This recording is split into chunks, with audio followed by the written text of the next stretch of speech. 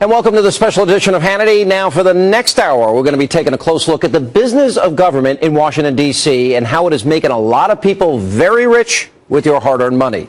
Now, we sent author Peter Schweitzer to our nation's capital to take us inside this new American boomtown. You're going to discover that Washington, D.C., a town that used to be a town of sleepy bureaucrats, is now a town of Maserati dealerships, fine wines, luxurious homes, and luxurious shops.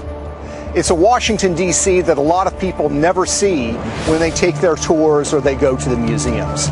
But it's the Washington, D.C. that reflects the reality of our country today. You know, you made some comparisons. 1 in 6 Americans in poverty, 1 in 4 Americans, their mortgages are underwater, meaning they can't even get their way out of their house without losing. This is the great unreported story of our time right now, because this is extraction.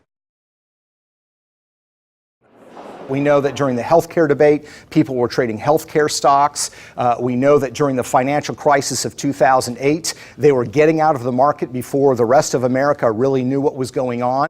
Name of the book is Throw Them All Out. Gee, that sounds like a solution, because you're exposing corruption of almost biblical proportion.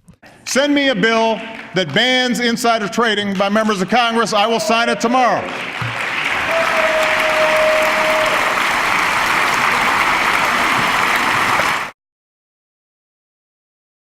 Welcome back to the Cutler Report. With big Wall Street donors turning their back on President Obama, the internet coffers are wide open, possibly even to illegal foreign donations, especially from China. An 8-month investigation by Peter Schweitzer and the Government Accountability Institute says there's an open door for foreign governments to exploit the weaknesses of American campaigns. Is Obama the Manchurian Candidate? Here now is the aforementioned Peter Schweitzer, president of the Government Accountability Institute, author of Throw Them All Out. Welcome back, Peter. The headline here is, in your estimation, the Obama campaign is breaking the law. Yes. The reality is that the federal law says you cannot knowingly solicit or receive campaign contributions from foreign nationals. It's very clear that the Obama campaign is the most aggressive and most successful in online fundraising, and they on a regular basis are submitting contributions or asking for contributions from people around the world. At the same time, they have a basic lack of security on the back end. The FEC has currently no security requirements whatsoever. Now, this is the second part of our Boomtown series, where we have been taking a close look at the business of Washington, D.C. and how it's making a lot of people very rich, all with your money.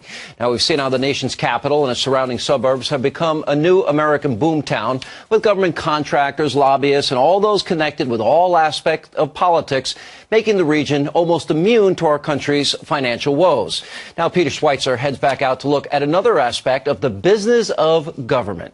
Welfare in America is supposed to be a safety net for those in need, but instead it's become an insider's game of power and profit. Tonight, you're going to learn that food stamps are not just a program, it's an industry. It begins here at the U.S. Department of Agriculture, but the tentacles of this industry extend to Wall Street and Madison Avenue and include some of the largest corporations in America. It's an industry that has lobbyists, advertisements, and promotions, and an increasing market share.